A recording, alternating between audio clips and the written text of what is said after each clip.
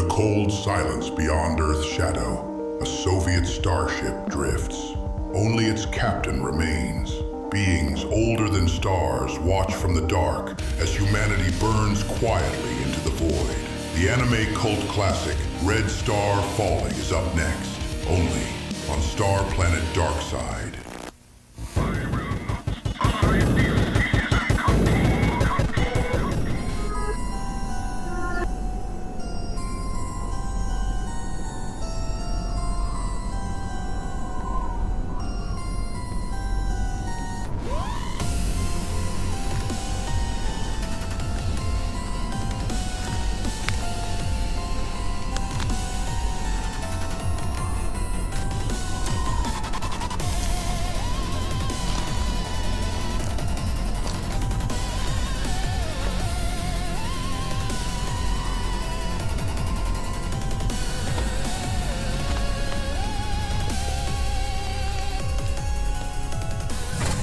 That tree is why Azumi Harasaki trumps Azumi Mizushima. What? You're a freaking pervert. Whoa, Arius, what's going on? Unregistered intruder detected. No shit. No one ever comes out here, huh? Cute. Where is it, Arius? Level 0. Currently in section 3. I'll race you there. Oh, you are on. Whee! Dude, you know what? What? I've never seen you run before. What about it? You look like a Scooby-Doo character. Yeah, I'm in the Scooby setting. The Scooby setting? Yeah, to keep it fair, I'm using the first setting. The first setting? Yeah, I have multiple settings, Trina. Dude, it's a hologram. And it has multiple settings. Ah, okay, so what's the next setting? Naruto. Naruto? Naruto. That's what I Yeah, said. if I was in Naruto right now, this race would be over. So, is the Naruto setting just the Scooby setting with the arms flapping behind you? Yeah, How the hell will that make you move faster? it's aerodynamic. How does running with your arms behind your back more Look, aerodynamic? Trini, you're a girl, and I can see how this kind of stuff would, go over your head. Oh, is that right? Well, Mr. Fairplay, why don't you show me this Naruto setting? I mean, if you want to lose, then sure. Yeah, for sure. Let's see it. There you go. Is that it, huh? Yeah, cool, huh? Uh-huh. Listen, rookie, I hate to be the one to tell you this, but you're not moving any faster. Yeah, I'm still warming up, Trini. Still warming up, huh? Yep. You are such a... And there it goes. Oh, what the f***?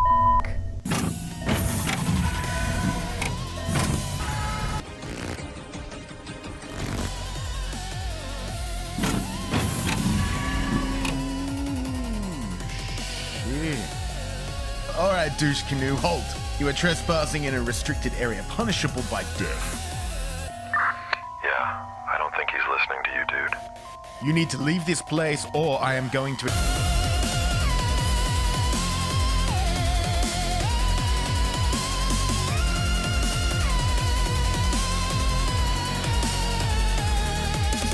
Oh, God damn it, dude. Dude, Gigi, are you serious? What? Dude, how many times have I had to tell you? What the hell? You gotta tell me when did you're coming, so Arius doesn't flip out. I did tell you. What? No, you didn't. Yes, I did. No, you didn't. I sent you an email. An email? Yes. Really? An email? Yes. Do you use Facebook? Carry a What? pigeon in a BlackBerry too? BlackBerry. Who the hell uses email? I think the more appropriate question is why don't you use Who email? the hell still uses email? What's wrong with email? Hello, call man. How am I making a holo call in the middle of the Sapharian plains? Arius, did Gigi email me? Affirmative. Email received 3 days ago. Wait, what? Told you. Wait, you knew? Yes. Hello, Gigi. Salutations, Arius. If you knew, why did you sound the alarm? It was never entered into the log. I don't really have a choice. Why didn't you tell us it was Gigi if you knew? I like the Scooby run. God damn it, dude. All right, asshole. Incoming! Hands the Trini, f*** up. Trini, You are in a whoa, restricted Trini, it's okay, motherfucking area, whoa, which just means Gigi, your calm down. f***ing ass. Wow. What the hell, you idiot? Yeah, it's cool. Dude, what is wrong with you? Wow. Hello, Trini. God. Hello, Mr. Ghost. Chill, Trini. Yeah, it's cool. Dude, you have to tell us when your freaking friends are coming around. I did email. Arius knew about it the whole time and didn't tell anyone. The hell, Arius? Why didn't you enter it into the log? Because it needs to be entered manually. And none of you have hands. I have hands. Okay, we need to update that protocol. You think you would have done that years ago the first time it happened, but here we are. You never told us that was the reason. You never asked. God damn it. I work with freaking idiots. You work with legends, Trini. Yeah, you keep telling yourself that. No. You work with legends, Trini. Yeah, that's right. Legendary idiots. Yeah. Could an idiot do this? Ooh. Nice. Yes, they would definitely be able to do that. Okay. Would an idiot be able to do this? Hey, Arius. Protocol 99874. Add G-Ghosts to the base registry. Process completed. Galileo's ghost now registered. Bam! Nailed it! We could have just done that the whole time? Yes. Why didn't you tell us that? You never asked. You know what? You guys. Hey, Trini. Dude, go away. Oh, come on, Trini. Don't be like What that. do you want? We've got a show to do. You have a show to do. Not without you, I think. What about your friend? Yeah, he can wait. He's down with Cal. He saw the Atari. That'll keep him occupied for, like, forever. We have an Atari?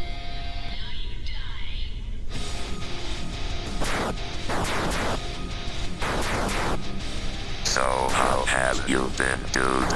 Glorious, yes. And you, Cal, mighty custodian on the Atari Entertainment System. Oh, you know, same old. Got a girlfriend now. You have a female companion. This seems to have come as a shock to you. Is she real? Yes, she's real. She runs on Linux. Ah, yes. Come on, Trini. I have a cool anime for you. Fine. What about your friend? He'll be fine. He's playing Vanguard. I can see him now. Like, quote, decimating the forces Of the Gaunt and littering the mountain zone with their burning corpses.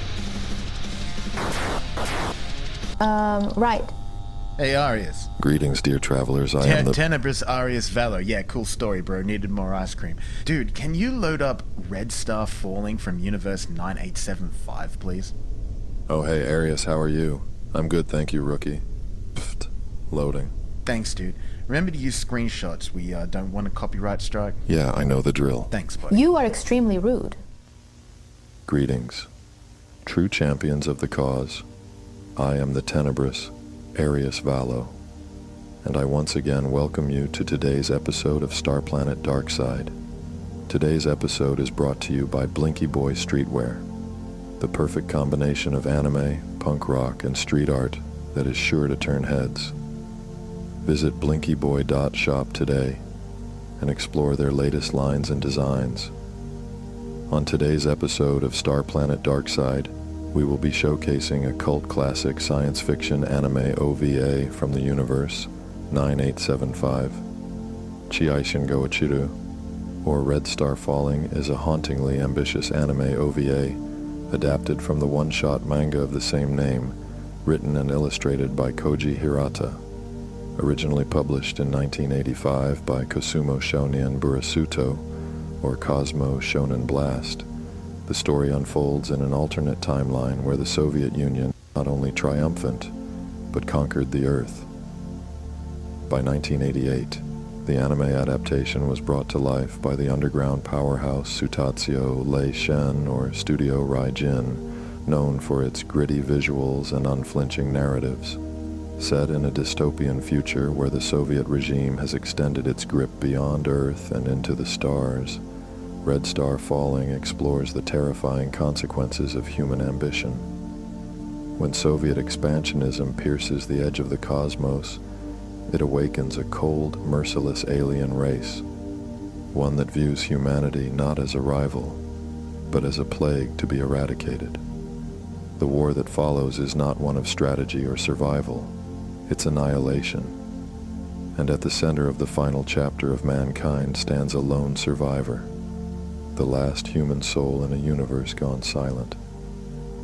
Originally released on February 3rd, 1988, on VHS and Laserdisc, Red Star Falling was all but forgotten, until it resurfaced in the 1990s, capturing the imaginations of a new generation of anime fans and solidifying its place as a cult classic of the genre.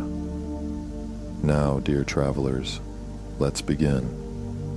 Beyond the frozen orbit of Neptune, the cosmos hung silent, an ocean of blackness punctured by pale starlight. Dust from shattered worlds drifted in the dim glow of the distant sun, a reminder of wars waged in the dark. Here, far from the warmth of humanity's cradle, silence was not peace. It was the quiet after the storm. Through that void moved a single Soviet battlecruiser, its red insignia faded and charred, hull plates torn and patched by desperation. Whole sections of its armor had been melted by weapons unknown to man, leaving scars that gleamed faintly in the cold light. It lumbered forward like a wounded leviathan, her engines coughing out weary flame. Around her, a handful of escort fighters flew in loose formation, small, battered shapes that once belonged to the proud air guard of the Soviet Cosmos fleet. Their wings bore the burns of alien fire, their hulls pitted and cracked, their pilots silent. They were the last, the only survivors of a grand offensive meant to save humanity from extinction. A campaign that had turned into slaughter. The alien machines had numbers beyond count, with weapons that bent light and split the void itself. The Soviet fleet had stood its ground, as it always had, until there was nothing left to stand with. This ship had fled. As the final command channels filled with voices, angry, proud, broken, calling them traitors to the mother world, as comrades screamed their last breaths into the static. This lone cruiser had turned away, its captain choosing life over martyrdom. Now, as the engines hummed their tired song and the stars rolled endlessly by, the crew lived with the weight of that choice. Every creak of the hull, every flicker of failing lights, felt like a whisper of those lost voices, calling from the dark, reminding them that survival carries its own kind of death. The bridge was silent, an uneasy, heavy silence that pressed on the walls like the vacuum outside. Only the dull hum of the reactor and the rhythmic beeps of aging consoles filled the space, their sounds distorted by damage and overuse. Red emergency lights pulsed faintly, bathing the faces of the crew in tired crimson. They moved like ghosts among their stations, men and women once proud to serve the Soviet Cosmos fleet, now hollowed by what they had witnessed. The screams, the burning worlds, the sight of comrades torn apart by weapons no human mind could comprehend. Captain Alexei Morozov stared at the forward viewport, his hands clasped to the armrest. Before him stretched the endless black sea, speckled with cold stars. Somewhere beyond that black horizon, Earth waited, a blue memory he had not seen in years. The weight of his decision lingered in his chest like lead. He could still hear the transmissions from the dying fleets echoing through the static, calling him a coward, demanding he turn back and die with them for the mother world. He had chosen life. Yet in this silence, it felt like betrayal. His men obeyed, but their eyes carried the same accusation as those final messages. Their faith in victory, in him, had fractured. Alexei's reflection stared back from the viewport. A man aged 10 years in 10 days, his uniform creased and his gaze hollow. He spoke without turning, his voice steady but low. Status, Mr. Volkov. The young navigator looked up from his console, pale beneath the flickering light. We are 3 hours off Neptune's orbit, Captain, Volkov replied, his voice carrying the weight of exhaustion. Morozov gave a slow nod. Very well, he said. Outside, the stars burned cold and indifferent, as if mocking the last survivors of the red cosmos. The bridge sank back into silence. Only the soft mechanical whine of the life support vents filled the air. Captain Morozov sat rigid, his posture forced, holding on to the last fragments of command. He tried to project strength for his crew, his soldiers who stared at their dim consoles as if afraid of what might appear next. Then came a voice from the communications pit. Transmission from Terra Command, Comrade Captain, said the operator, his tone uncertain. Morozov didn't move. Put it through, comrade. Da, Comrade Captain. The officer pressed a series of buttons on the cracked control panel. The speaker above the bridge crackled to life, spitting static before a weak, trembling voice pushed through, distorted, frayed by distance and chaos. To all comrades of the Red Cosmos Fleet, this is Terra Command. The speaker paused, coughing, his breath uneven. It is with a heavy heart that I must speak these words. Earth has fallen. Lieutenant Volkov's hands trembled over his console, the navigator beside him staring blankly at the floor. Across the bridge, one of the young communications officers covered his mouth, his shoulders shaking. Someone muttered a prayer, quiet, ashamed, as if words of faith had no place aboard a Soviet warship. A harsh burst of static swallowed the next few seconds. When the voice returned, it was quieter, shaking. The enemy is everywhere. Our skies burn. Our cities are ash. Moscow, gone. The motherland, gone. The man's tone cracked, and for a moment it seemed he was speaking through tears. Do not return. I say again, do not return. The mother world is lost. Save yourselves, comrades.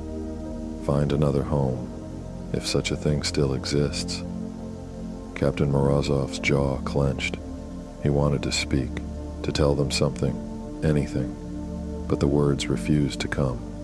A long silence followed, broken only by the hum of failing circuits.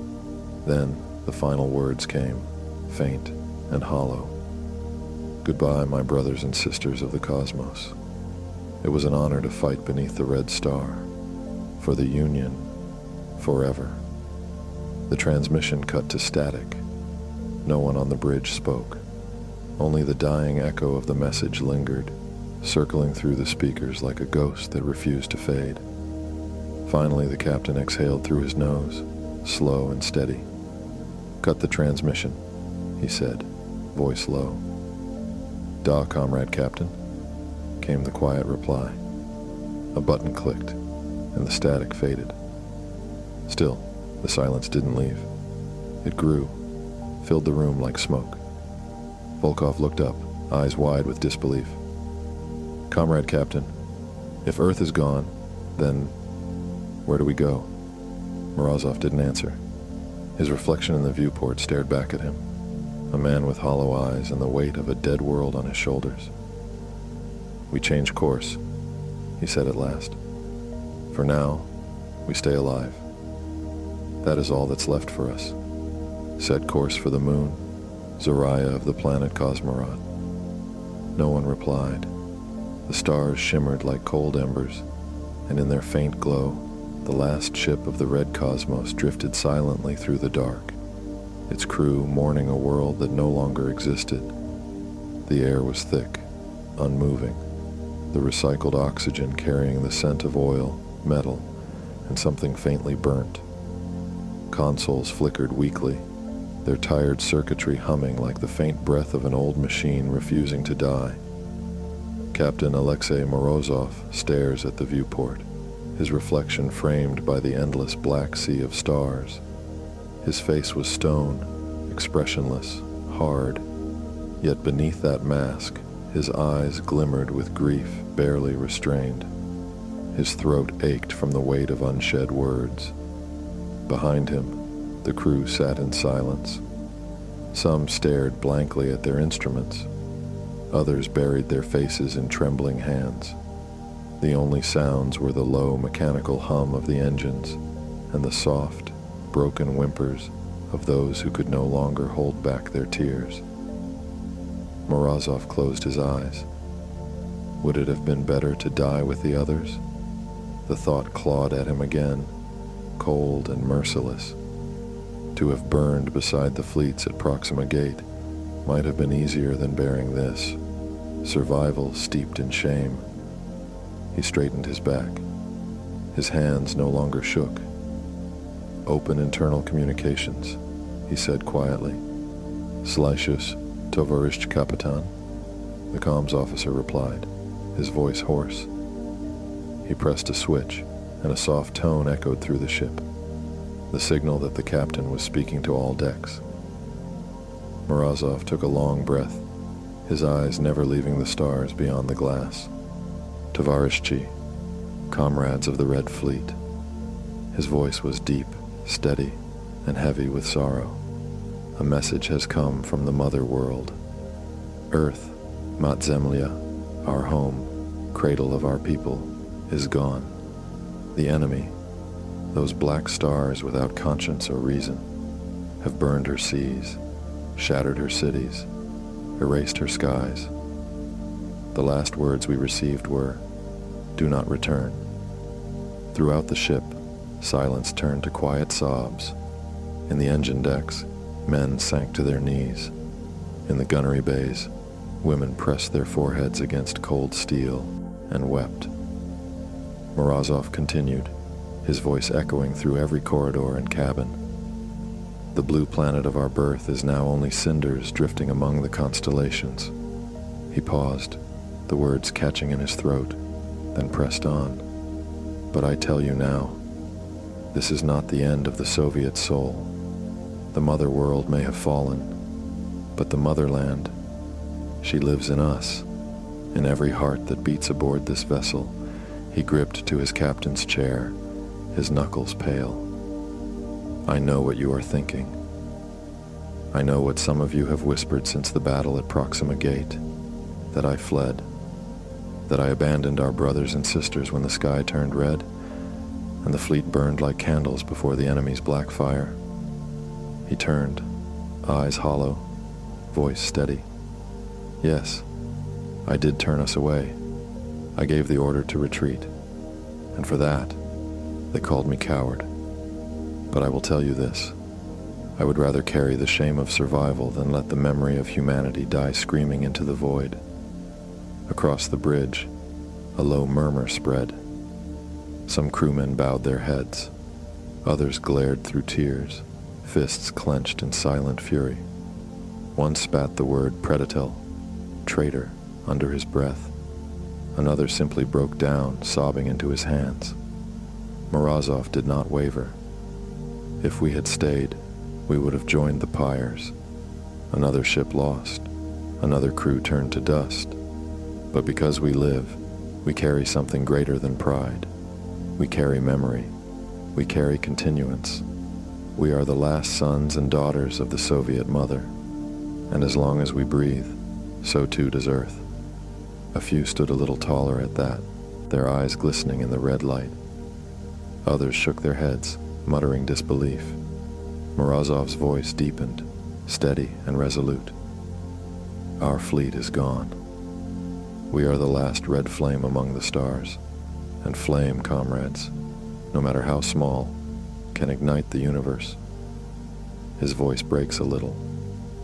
"We now set our course for Zarya, the moon of Cosmorod. The astronomers once named it Morning Star. How fitting, for dawn always follows darkness." He let his words hang there, then continued, his tone fierce with conviction. "There, we will rebuild, not as fugitives, not as beggars among the stars, but as the vanguard of humanity. the children of the revolution, builders of a new socialist dawn beneath alien suns. We will plant our banners upon that soil. We will raise the hammer and sickle where alien winds blow, and from the ashes of Earth we shall forge Cosmorod, the new motherland. Morozov's voice raises, trembling but proud. So stand tall, comrades. We are no longer soldiers of a fallen world. We are founders of the next. Our blood, our labor, our unity. These will be the foundation stones of the new dawn on Zoraya. His voice raises again and fills with pride, filling the ship like thunder. For the mother world, for the union of mankind, for the eternal flame of the Soviet spirit, Zarodinu, Zachelovechestvo, for the motherland, for humanity. The bridge was quiet again, but not with peace, with the sharp, waiting stillness before something terrible. Then a voice cracked through the air. "Captain!" Distortion in space-time detected. Morozov turned sharply, the color draining from his face. "What? Where?" "In front of us, Captain. Bearing dead ahead." The stars seemed to bend, to ripple like water disturbed by an unseen hand. Then the void itself split open. A wound in the fabric of space, blacker than shadow, drinking in every trace of light. A perfect ring of white fire formed around the tier, expanding until it blazed like a halo. "Battle stations," Morozov commanded. Sirens began to howl. Red lights flashed. The worn steel of the cruiser came alive again with movement as the crew rushed to their posts, boots pounding against the deck.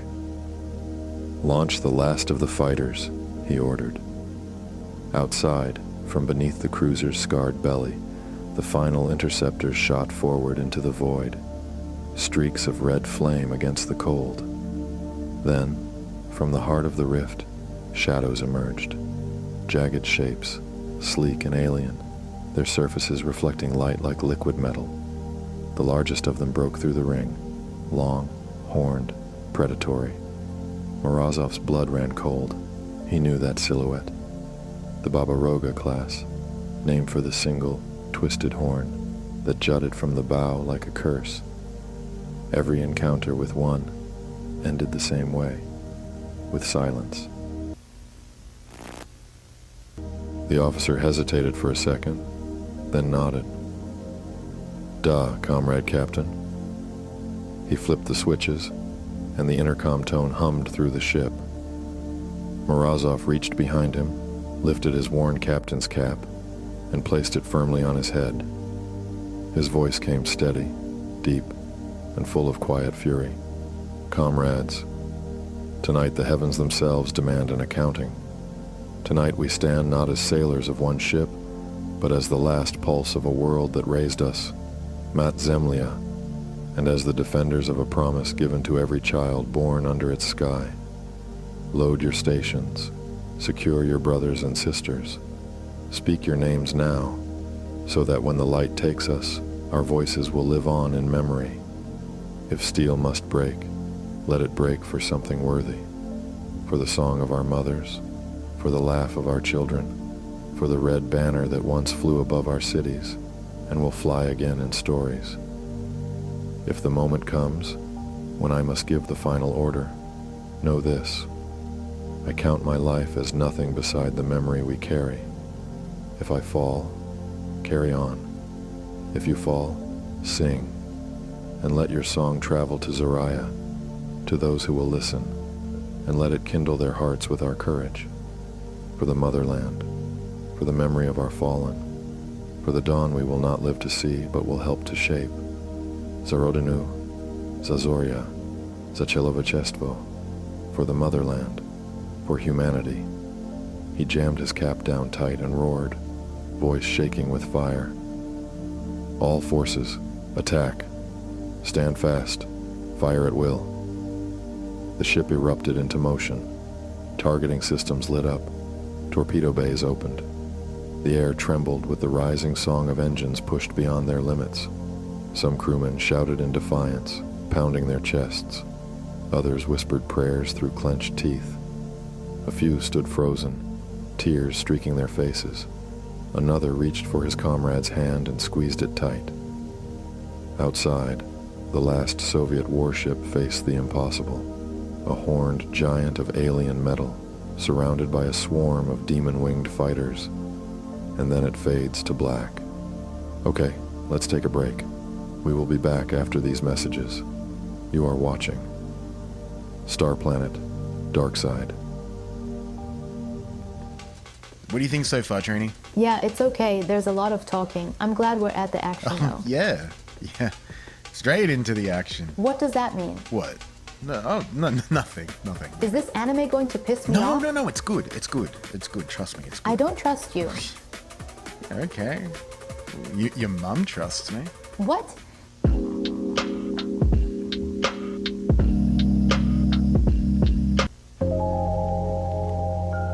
Out here, the stars don't sleep. They hum to the rhythm of engines and echoes, and warriors who don't back down. Every fight's a verse. Every hero's got bars written in battle scars. And the night's our stage. We rise when the world powers down. We drop heat when the signal fades. No capes, no crowns, just grit, code, and courage. From the city streets to galaxies unknown, we chase what's real, 'cause legends ain't born, they're broadcast. This is the block where the dreamers run wild. Starplanet Darkside, still running the night, still built different.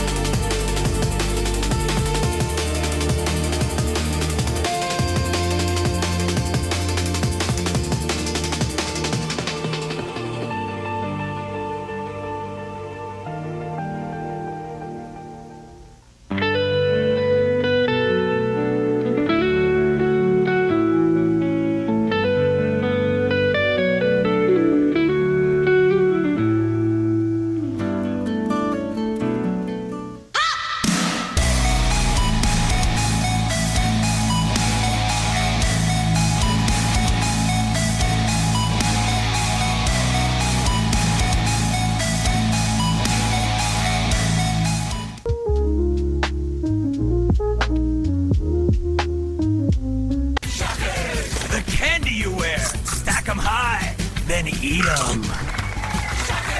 Get shocked today!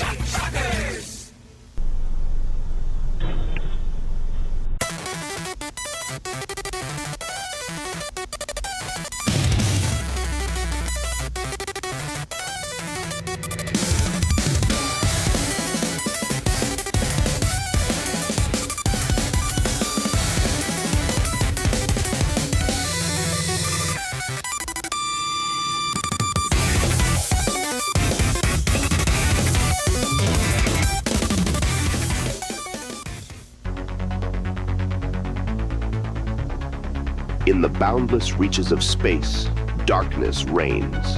Pirates and aliens rule unchecked, ransacking colonies and preying on the innocent. The Galactic Federation's power crumbles, leaving entire star systems at the mercy of ruthless outlaws. But amidst this chaos, one vigilante rises to defend the helpless and bring justice to the lawless.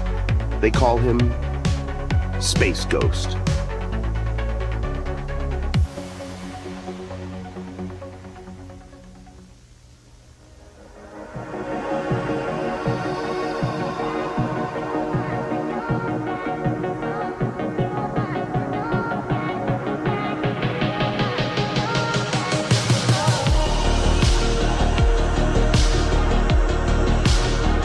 matter where you are in the universe, there's always one place that feels like home. A place where the fries are fresh and the drinks are cold. A place where the burgers are always cooked to perfection. Every time, everyone knows the galaxy's best burgers are on Starplanet. Starries eat in or eat out, but always eat the best.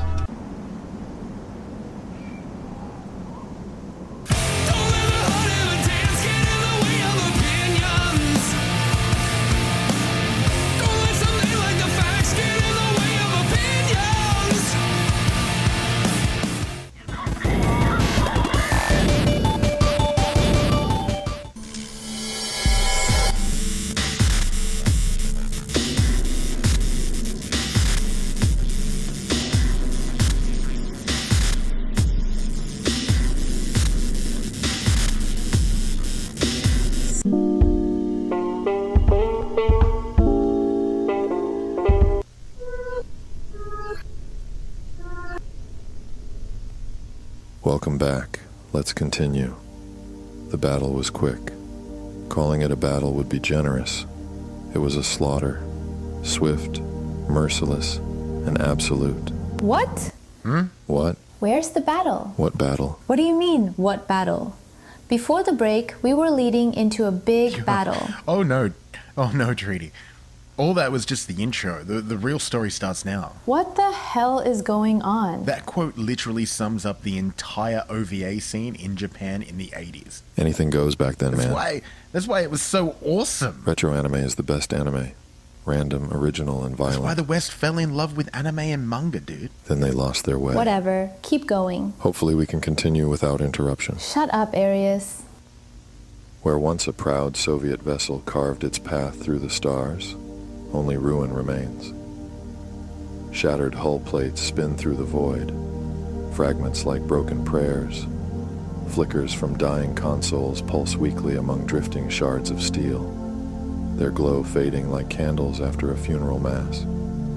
Twisted beams drift past scorched insignias, red paint blistering and peeling, as if even the symbols themselves refuse to endure the shame of defeat. The silence bites. No engines hum, no orders crackle through the intercoms, only the quiet drift of wreckage, tumbling in slow sorrow beneath a cold, indifferent cosmos. Here, bravery didn't roar. It dissolved, swallowed by the vastness, leaving nothing but fragments and the memory of loyal hearts turned to dust. Among the debris, something stirs, slow, as if burdened by grief. A lone figure glides between the ruins, untouched by the violence that tore their comrades apart. Their orange suit, a bright defiance against the void, spins gently, weightless. The helmet's visor reflects the broken battlefield, but the body inside remains still, limbs slack, suspended in a sleep that offers no warmth, not limp with panic, not rigid with fear, just quiet. As if the soul inside has stepped away for a moment, leaving only a shell to float among the ghosts. This soul is the final spark of humankind, the last breath tethered to our history, our triumphs, our mistakes, and the dreams once whispered by a billion mouths now silent.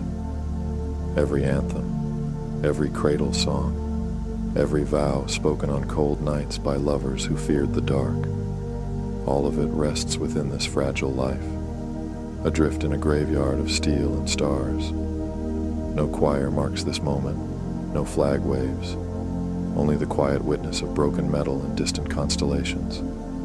Inside the helmet, a faint sound trembles, a low, raw groan, clinging to life.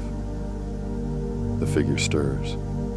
Breath rattles softly, then steadies, each exhale fogging the visor in tired bursts. Awareness flickers like a match in the wind, guttering and returning, refusing to die.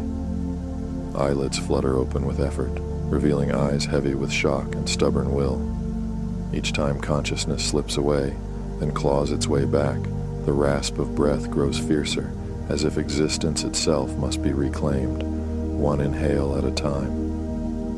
Among the drifting wreckage, something moves.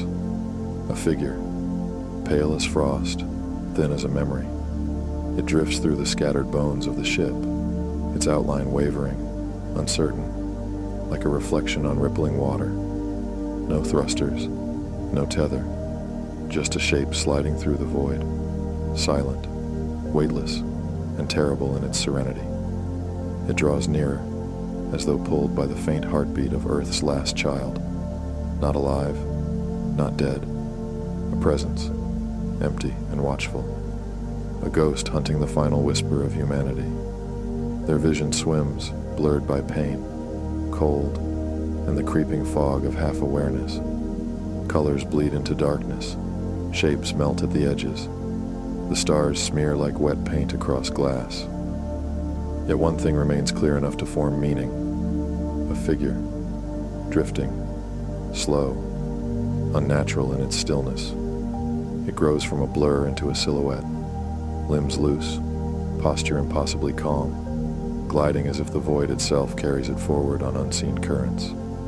Each faint blink clears nothing. The world stays drowned in haze. Yet that shape lingers, sharpening inch by inch, as though fate wants each terrifying moment to be felt. A pulse throbs in the survivor's ears. The hiss of breath inside the helmet trembles. The void feels smaller now, tighter, as if space itself is holding its breath. They cannot move. They cannot look away.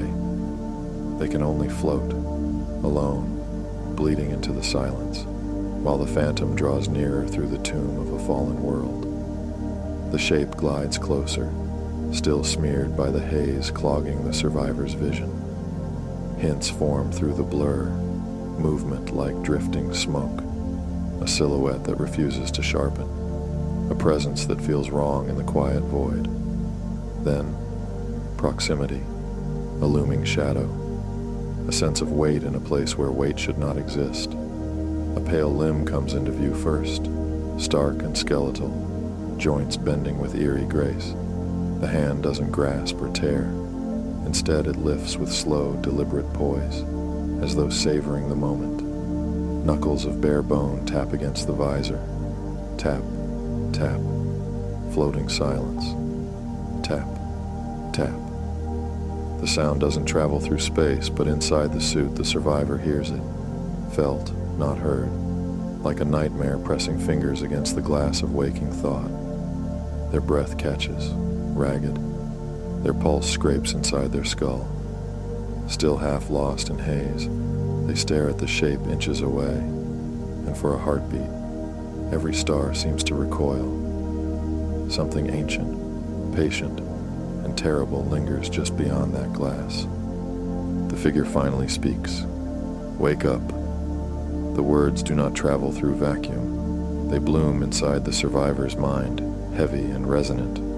The voice is deep, hollow, edged with echo, funereal and calm, yet carrying a strange charm that makes it impossible to ignore. Greetings, the voice continues. A pleasure, under the circumstances. I am death, more precisely, space death.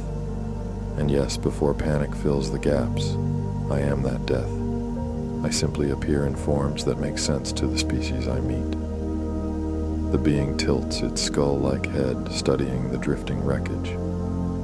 I am scheduled to collect you today, Mr. The eye socket glows faintly as symbols scroll, lines of radiant script scrolling upward, reflected faintly in the visor. Ah, Mr. Alexei Morozov.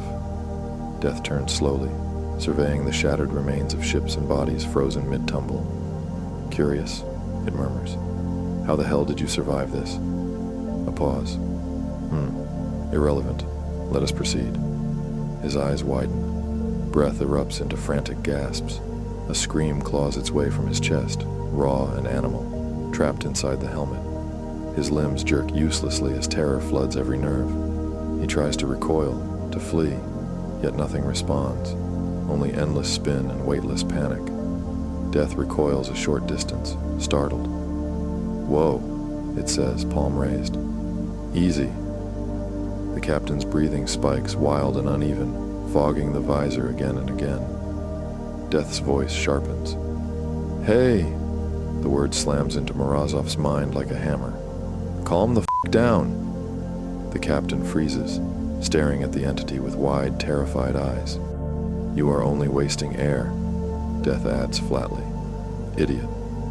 Morozov's gaze flicks downward. Inside the helmet, a tiny red light blinks. Warning, low oxygen. Oh, no. No, no, no, no. Morozov gasps, horror settling in as the truth takes hold. Death glances at its wrist, tapping bare bone as if checking a watch that does not exist. Right, it says, casual and unconcerned. I would say you have 2, maybe 3 minutes left. The void drifts on, silent witness to the last moments of a man who once carried the fate of humanity on his shoulders. No, I can't die, Morozov blurts, panic shredding his voice. I can't. Death lets out a low, rolling laugh, echoing inside the captain's skull.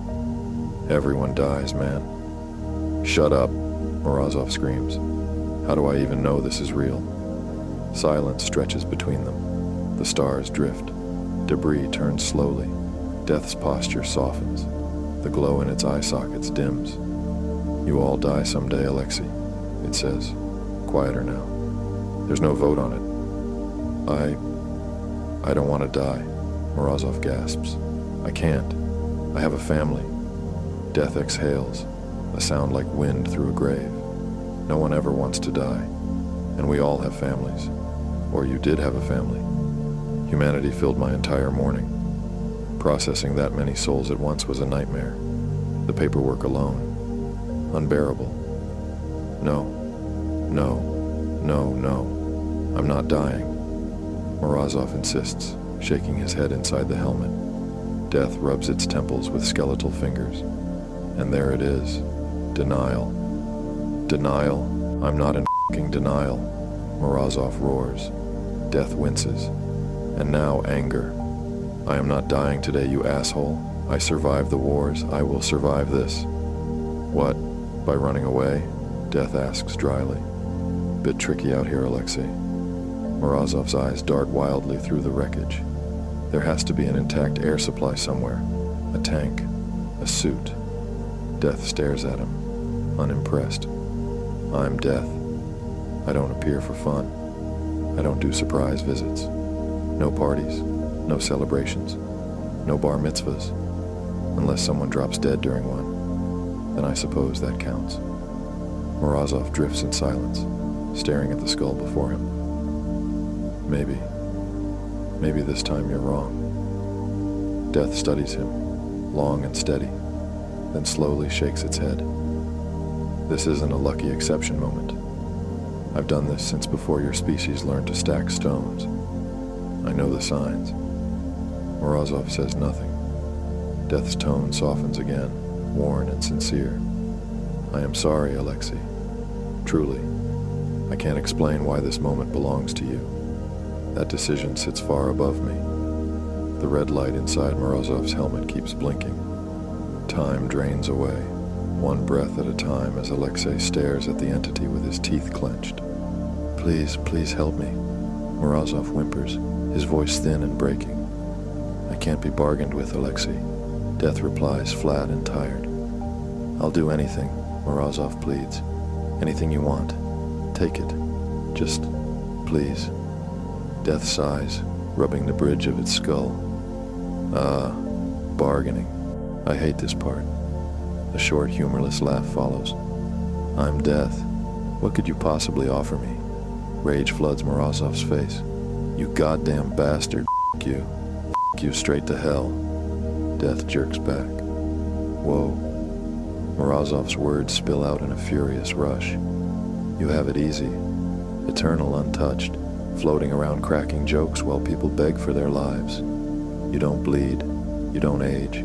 You don't lose anyone. We do. We build lives just to watch them ripped away. Why do we have to die at all? How can you stand there acting casual while everything we are just ends? Death listens without interrupting, arms crossed, head tilted. Then it lifts one skeletal finger and points. Your air ran out.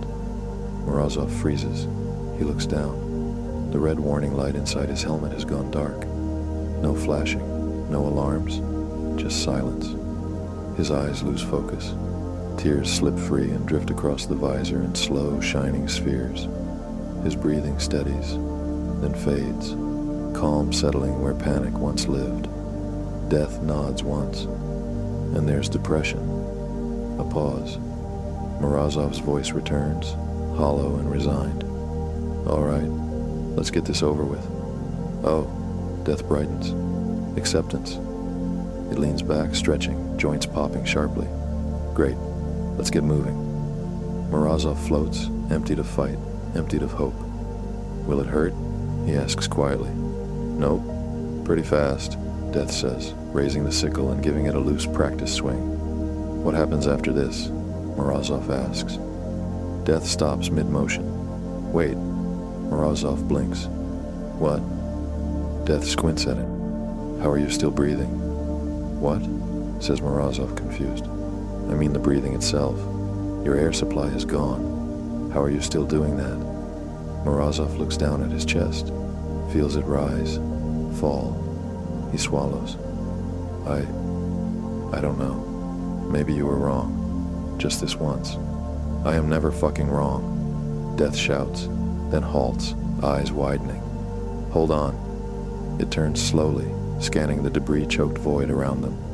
Morozov watches, confused. What is it? Death groans and presses its skull into its bony palm. God damn it. Death tilts its skull upward and bellows into the void, the sound shaking Morozov's thoughts like thunder in bone. Life! Get out here! Morozov twists slowly in the emptiness, confused, breath catching. There is nothing, then movement. A ribbon of color spills from behind Death. Hair, long, flowing, burning orange, waves through the vacuum as if it obeys its own will. It curls and drifts with impossible grace. Death senses Morozov's stare and turns. Behind it floats a woman, unclothed, radiant. Her skin glows softly against the darkness, untouched by cold or vacuum. A long white strip of cloth coils around her form, trailing endlessly, brushing past her hips and shoulders like a living veil. She is beauty without effort, warmth without flame, presence without weight. Morozov can only stare. Awe silences fear. He has never seen anything so painfully alive. Hello, Death, she says, her voice light, playful. Death pinches the bridge of its skull and exhales. Of course it's you. She smiles. How are you, cutie? Death groans. Don't. It hooks a thumb over its shoulder, pointing at Morozov. Is this your doing? Life tilts her head, eyes sparkling. Kind of. Sort of. Death stiffens. What does that mean? She drifts closer, gaze locking onto Death with a slow, knowing smile. It's not just me. At that moment, something slides out of the debris field, clean, intact, gleaming red. An undamaged oxygen unit floats gently past Death. He watches it drift by, unimpressed and deeply offended. It settles into Morozov's hands. Instinct takes over. With shaking fingers, he locks it into his suit. Air rushes in. Then light blooms behind him. A glowing white tear opens in space, smooth, radiant, alive with motion. Death turns slowly. Is that a wormhole? The entity asks. Life giggles. Death groans, shoulders slumping, head tilting back as if rolling eyes he does not possess. Of course, he mutters. Hello, Lady Luck. From behind Life, through the flowing orange hair that coils and drifts with quiet intent, another figure emerges. She has short black hair, cut clean and sharp, framing a face carved with effortless grace. Her form glows with the same unreal perfection, bare and radiant, wrapped in drifting tassels that shimmer with shifting bands of color, like fractured light sliding across oil-slick water. She moves with playful ease. circling once before floating beside life. She smiles and lifts her hand in a small, cheerful wave. Hi, Death. Life slips her arms around the newcomer's waist. Lady Luck answers by brushing her fingers along Life's cheek, the gesture intimate and unashamed. Both of them turn their eyes toward Death, smiling, giggling softly, enjoying his discomfort.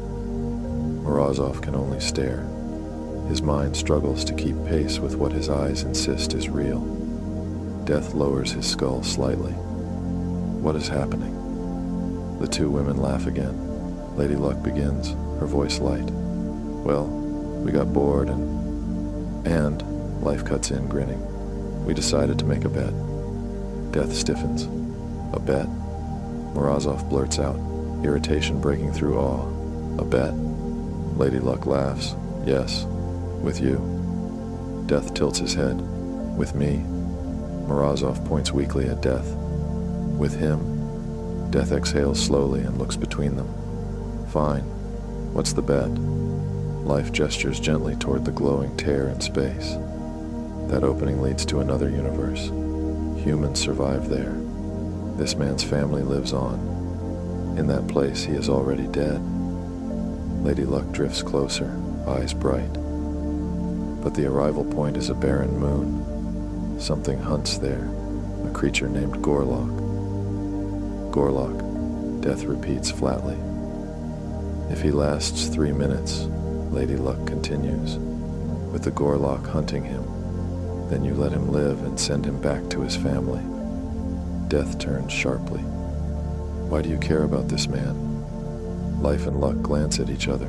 Life answers first, softer now. Oh, sweet Death, he is the final one, and I truly liked humans. Lady Luck shrugs, tassels rippling with color. And I adore wagers. Humans loved risk more than any species I've seen. I couldn't help growing fond of that.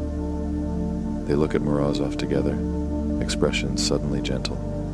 And, they say in unison, he's all that's left. Morozov floats there, overwhelmed, breath shallow, heart hammering as meaning crashes down on him all at once. Death studies him for a long moment. Then he turns back to the two women. So, Death says slowly, what's in it for me? The two women exchange a look, smiles slow and knowing. Lady Luck tilts her head, eyes glittering. So, she asks lightly, what do you want? Death lets out a low chuckle, the sound scraping like dry bones. Oh, I think you already know. Luck arches a brow, feigning innocence. A kiss? Death barks a short laugh. A kiss? He shakes his skull. No, that would be far too small. Life and Luck glance at each other, confusion flickering across their perfect faces. Death straightens, voice suddenly eager, charged with hunger. If you want this human to keep breathing, I get both of you. Both women blink. Both of us? Life asks, her tone caught between surprise and disbelief. Death grins, a sharp, crooked thing. For the night. The words hang in the void, heavy and improper. Morozov stares, stunned, trying to decide whether terror or disbelief should come first, as the cosmos itself seems to pause, waiting to hear what Life and Luck will say. Lady Luck throws her head back and laughs, bright and confident, the sound ringing with certainty. She looks at Death as though she already knows the outcome. Hey, big spender, she says lightly. Morozov snaps. Is my life just a game to you? All three turn to him at once. Yes, they answer together. Death explodes, pointing a bony finger straight at Morozov. Hey, shut up, man. You don't cock-block Death, okay? So just shut up. For a guy who is literally getting a second chance at life on the day he should die, you're sure as hell mouthy. Morozov falls silent, the weight of it finally sinking in. Death turns back to the women. Those are my terms. Life stares at him, disbelief flickering across her face. You can't be serious. Death leans in, voice smooth and final. Deadly serious, darling. Morozov hesitates, then raises a hand slightly. Excuse me, Mr. Death? Death snaps his gaze back. I told you to be quiet. I know. Morozov says quickly. I'm with you here. Just, she's Lady Luck, right? Death nods. Correct. Morozov swallows, then smiles faintly. So she'd be on my side. Death smirks. Yes. Now stop talking. Morozov nods, lips sealing shut. Understood. Life and Lady Luck drift together, whispering softly, their voices low and secretive. After a moment, Lady Luck turns back, eyes shining. All right, she says sweetly. Deal. The void seems to hold its breath. Death snaps his head toward Morozov, the humor draining from his voice. Get in the freaking hole. Morozov turns slowly toward the swirling white anomaly, its light bending space around it, whispering with impossible depth. You want me to get in that? He asks, dread creeping into his voice. What even is that? Death is suddenly beside him, too close. One skeletal hand clamps onto Morozov's suit. I don't know, Death says flatly. Why don't you go take a closer look? Before Morozov can protest, Death shoves him forward with a single hand. Morozov flails, but space offers no resistance. The pull takes hold, violent and absolute. No, wait, he begs. The wormhole swallows him whole. Light stretches into blinding white. Sound collapses into silence. His scream never finishes. Then, black. Total. Absolute. And somewhere far behind him, Death folds his arms, watching the empty space where Morozov vanished. 3 minutes, he mutters. And with that, let's take another break. The story will conclude after these messages. You are watching Starplanet Darkside. Pathetic. I walked on stars where worlds were not formed. I am the death that comes to claim you, one and all. Damn, you're kicking ass, GG. Ah, yes. Greetings, God. I am the one known across all creation as Galileo's ghost. I have laid waste to your forces and darkened the skies of your empire with the ashes of your arms. Kick his ass, dude.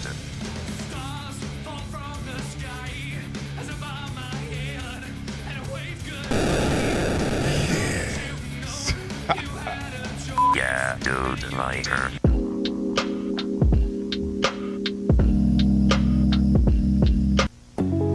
Some nights, it's not about winning. It's about staying in the fight. 'Cause out here in the void, nobody hands you peace. You earn it. One move, one mission, one moment at a time.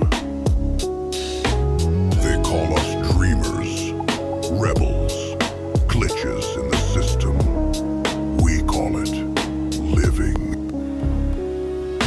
We rise from the static, breathe through the noise, and cut through the chaos like a clean verse.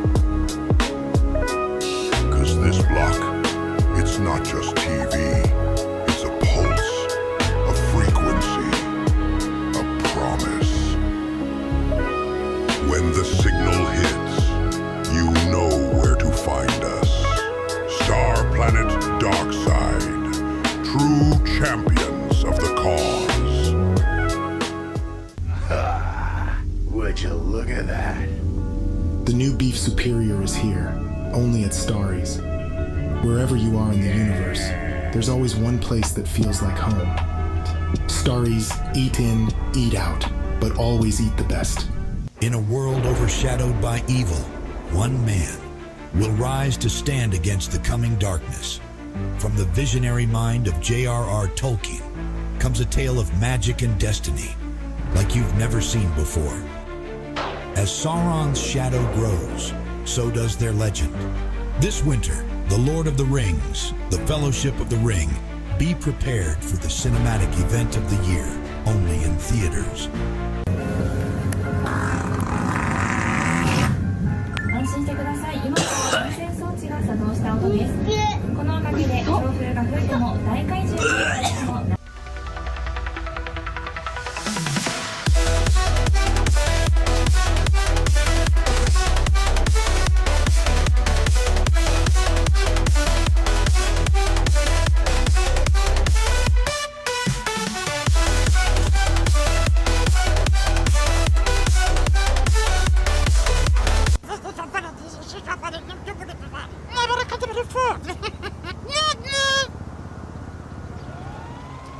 You from Plastivore, Mold Masters, the playset that actually grows on you! My Rock Knight's turning green, and my Spore Beast is mutating. Sprinkle the included Stachybotrys and Aspergillus packs, and in just days, Bam! your heroes power up with real fungus armor!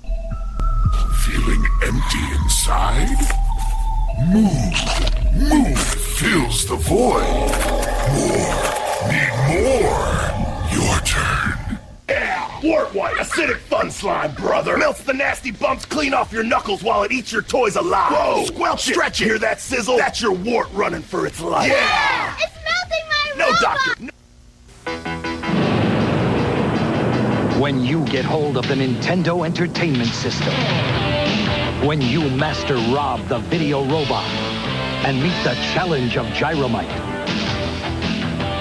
when you shoot the light-sensing zapper, when you play the system with the most arcade hits, you're playing with power. The Nintendo Entertainment System. Now you're playing with power.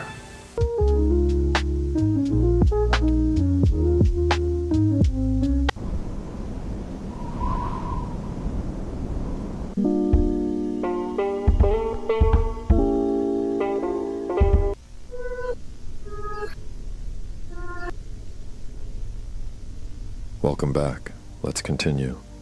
Darkness loosens its grip. Blurred shapes bleed into form as Morozov drags himself back into awareness. Grit scrapes against his palms. He groans, pulling his trembling body up onto one knee, then the other. His breath comes hard and uneven. He looks around. Endless stone, jagged rock, a dead sky stretched wide and colorless above him. No trees, no structures, no sign of shelter. Just a barren alien wasteland that feels ancient and hostile, as if it has been waiting for him. Then a voice booms from above. "Hey, human!" Morozov snaps his head upward. High in the sky, floating with casual ease, are Death and the two radiant women. They hang there like cruel gods watching a spectacle unfold. Death cups his hands around his mouth. "You've got 3 minutes," he shouts. "I suggest you make the most of it." Morozov staggers to his feet, panic rising. "What do I do?" he yells back. Death grins. "What you do best." The ground shudders. A violent tremor ripples beneath Morozov's boots, nearly knocking him off balance. Stones jump. Dust lifts into the air. Morozov turns. Death's voice cracks through the air, sharp and urgent. "Run!" Behind him, the beast emerges. A towering mass of muscle and bone, its hide rough and scarred like living rock. A wide jaw splits open in a furious snarl, rows of jagged teeth glistening. Each step it takes sends shockwaves through the ground. It isn't fast for its size, but it doesn't need to be. Its rage alone feels like it could crush him. The creature roars and charges. Morozov doesn't think. He runs. His legs burn instantly. His lungs scream for air. Every step feels like his body is tearing itself apart, joints aching, muscles protesting years they no longer have. The ground is uneven, cruel, trying to trip him with every stride.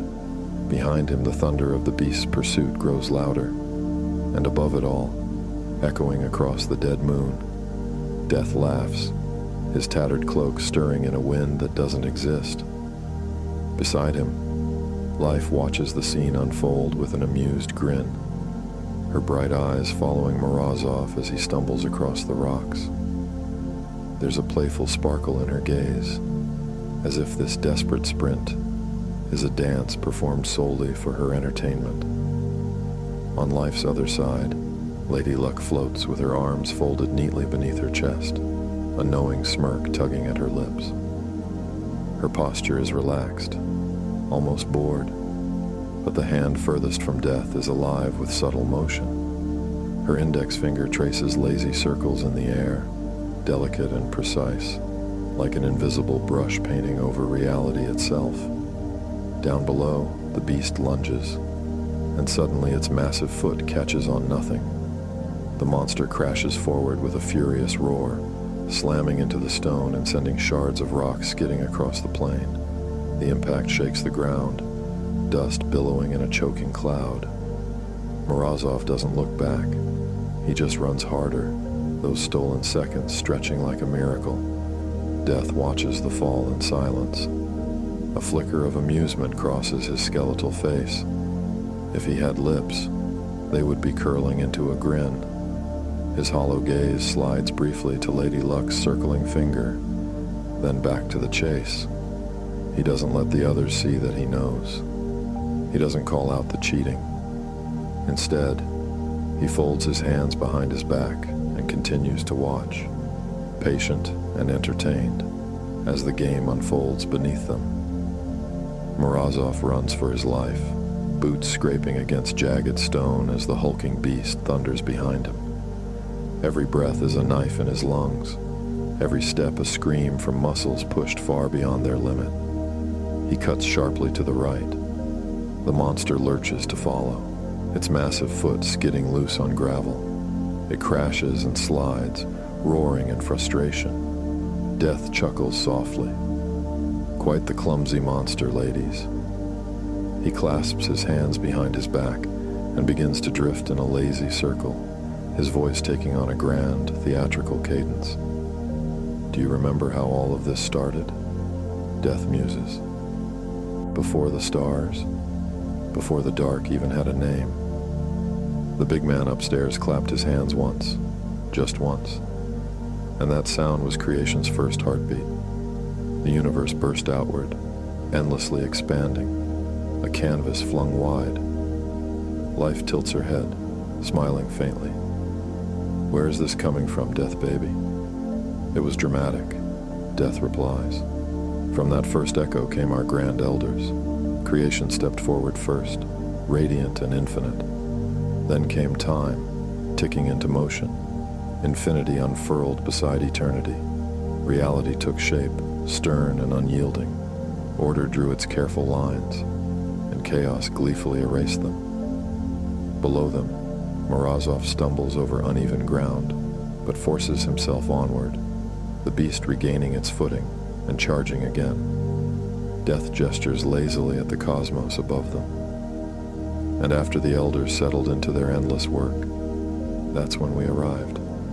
Life, blossoming in a million fragile forms. Life beams, her hair rippling like fire in sunlight. My finest hour. And me, Death continues, tapping his chest. The necessary shadow at your heels. With us came the rest of the family. Memory to keep the score. Love to bind things together. Hate to tear them apart. Fear to freeze the heart. Courage to move it anyway. Joy, madness. He chuckles. Such a lively bunch. Lady Luck smirks. And then me, the universe's favorite wild card. Death's hollow gaze slides down to Morozov, who falters, his legs finally giving out. He collapses hard onto the stone, chest heaving. Yes, Death says quietly. Then came you. But there's one of us you've both clearly forgotten. The beast closes the distance in thunderous strides. Luck's smirk vanishes. She whips her finger through the air in frantic spirals. Nothing changes. The monster does not slip. The ground does not bend. Life turns sharply to her. What are you doing? I'm trying. Luck snaps, her movements growing desperate. It's not working. On the ground, Morozov looks up at them through tears and dust. Help me, he rasps. The beast descends. There is a wet, brutal finality to it. Yes, Haha, yes, Death shouts, pumping his fist into the void. His laughter rings out, wild and triumphant. Life turns to Luck, horrified. Why did you let that happen? I was trying. It wasn't me. Luck protests, her voice trembling. No, says a calm voice from behind them. It was me. They turn. A blonde goddess hovers there, serene and luminous, her presence impossibly steady against the chaos of the scene. Death spreads his arms with theatrical delight. Haha, it's called a deus ex machina, ladies. Life and Luck stare at Destiny. Why? Life demands. Destiny's expression is not cruel, not pleased, simply inevitable. I'm disappointed in you two, she says softly. You cannot change destiny, ladies. Her gaze drifts downward to the blood-soaked moon, not even for a moment.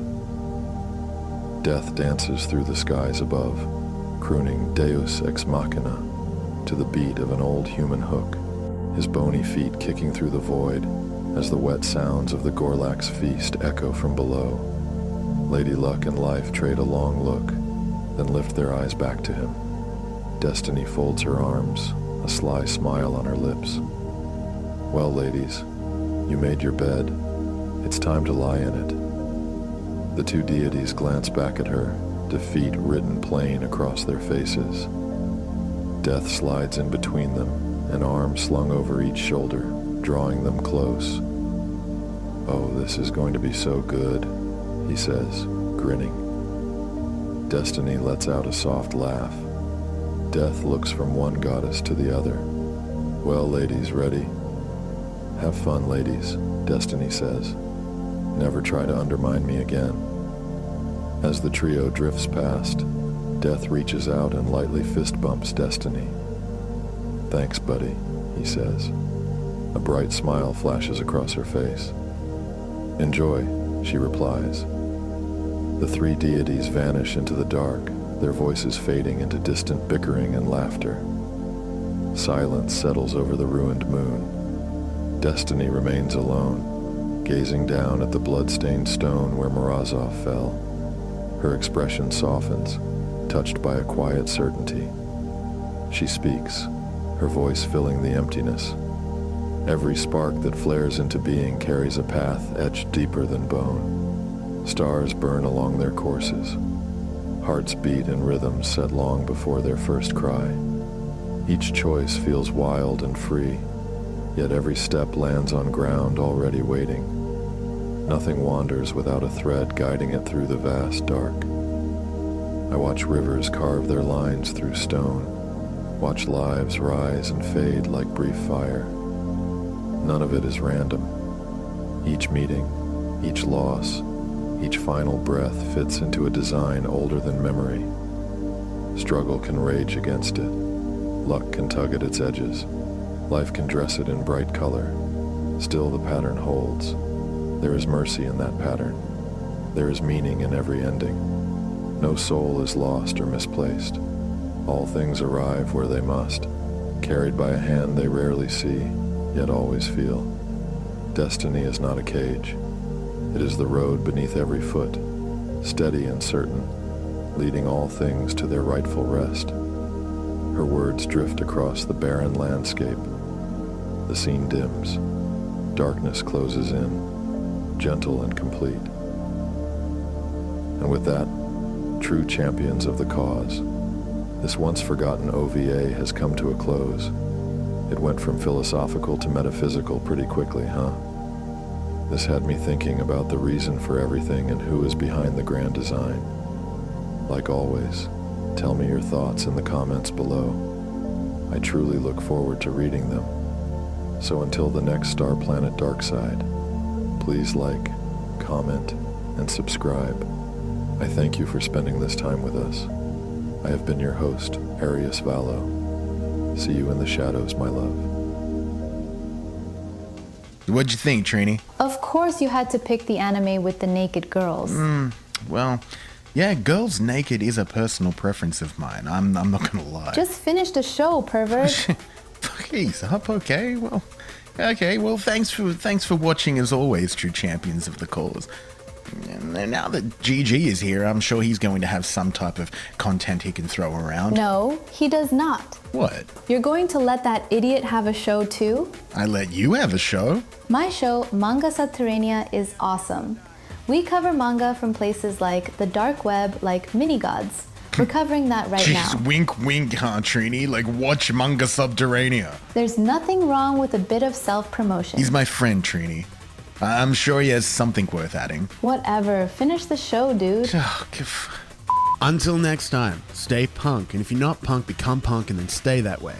So next time I see you, I know you've stayed awesome. Good night, true champions of the cause. Bye, everyone.